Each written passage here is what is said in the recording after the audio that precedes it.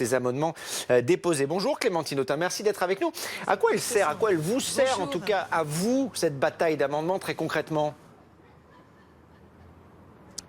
À alerter sur le passage en force du gouvernement qui veut imposer son texte avec une procédure accélérée alors qu'il n'y a aucune urgence à légiférer sur les retraites et que le pays surtout est en ébullition, c'est-à-dire la colère est massive avec des mobilisations qui durent depuis plusieurs mois et aussi un rejet massif des Français puisque ils restent majoritaires aujourd'hui à ne pas vouloir de cette contre-réforme.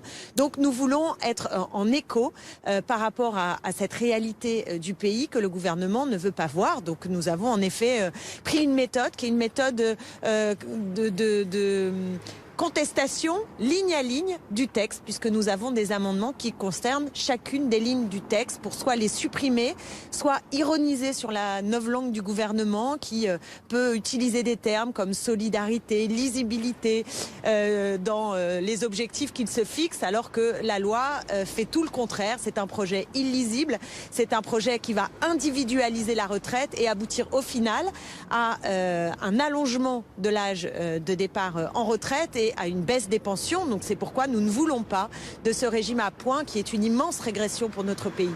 Une contestation ligne à ligne. Dites-vous franchement, est-ce que votre but c'est de faire durer cette bataille le plus longtemps possible et qui sait jusqu'au municipal pour, entre guillemets, polluer la campagne des municipales pour la majorité? D'abord, ça ne pollue pas la campagne. Je veux dire, la campagne des municipales concerne évidemment des votes pour élire des maires, des municipalités dans les villes. Alors évidemment, il peut y avoir un impact du débat national, mais c'est pas notre sujet là tout de suite.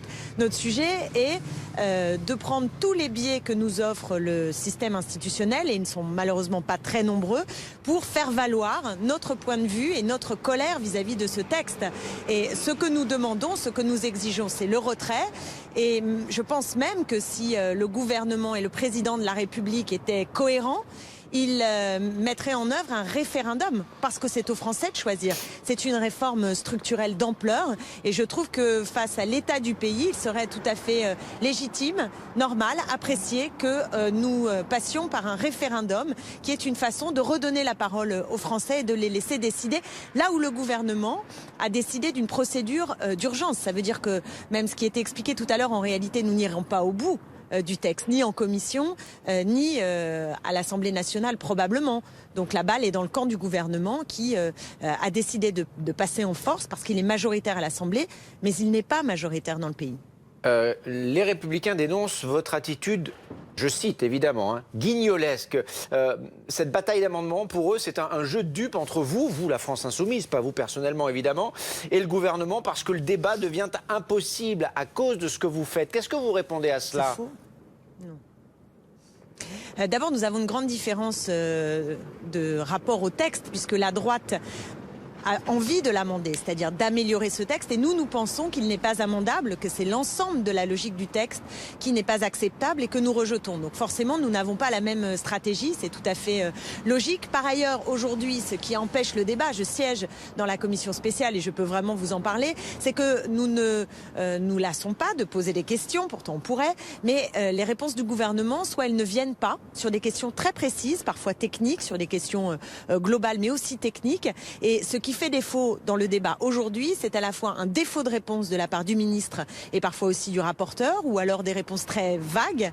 Et ce qui fait aussi défaut, c'est l'attitude des députés de La République En Marche qui contestent notre méthode, certes, mais qui n'arrivent pas à rentrer dans le débat de fond. Et ce qui est frappant dans la commission spéciale, quand on la suit, et j'y siège, donc je peux vous dire qu'ayant déjà passé un certain nombre d'heures dans ce lieu, je peux témoigner que les députés de La République En Marche ne sont pas très fervents, ne sont pas très dynamiques pour argumenter sur leur réforme, ou parfois ils avancent aussi des arguments tout à fait, enfin j'ai presque envie de dire délirants par rapport à ce qu'est la réalité du texte, et on se demande s'ils l'ont bien compris, s'ils ont bien lu l'étude d'impact qui est malheureusement totalement truquée et faussée, et c'est pourquoi on a besoin d'un grand débat public de prendre le temps d'argumenter, de faire valoir les uns et les autres notre point de vue. On n'est pas condamné, vous savez, à un choix de grande régression. On pourrait faire autrement, on pourrait faire une réforme de progrès, on pourrait partager les richesses, on pourrait taxer les revenus financiers. Il y a plein de moyens de financer un départ à la retraite à 60 ans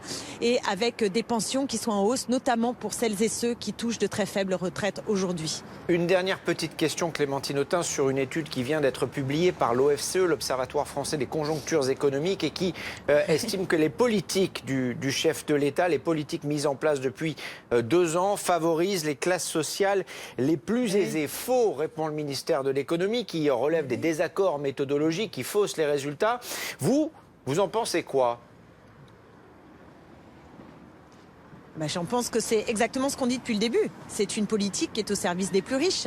Je ne vois pas comment on peut s'en étonner. On a un gouvernement qui a supprimé l'impôt sur la fortune. On a un gouvernement qui a fait toute une série de mesures qui instaurent des niches fiscales qui sont favorables aux plus riches et qui, dans le même temps, a supprimé ici un peu d'argent pour les APL. Là, a réduit la possibilité pour les chômeurs d'avoir accès à des indemnités et des droits. Donc forcément, le résultat est celui-là. Il n'y a pas de ruissellement. Ou alors ça ruisselle dans l'autre sens, c'est-à-dire des personnes qui sont les plus en difficulté vers les plus riches. C'est ça la réalité de la politique d'Emmanuel Macron, et c'est pourquoi on ne s'étonne pas de retrouver cette même logique, ce même cap politique dans la contre-réforme des retraites.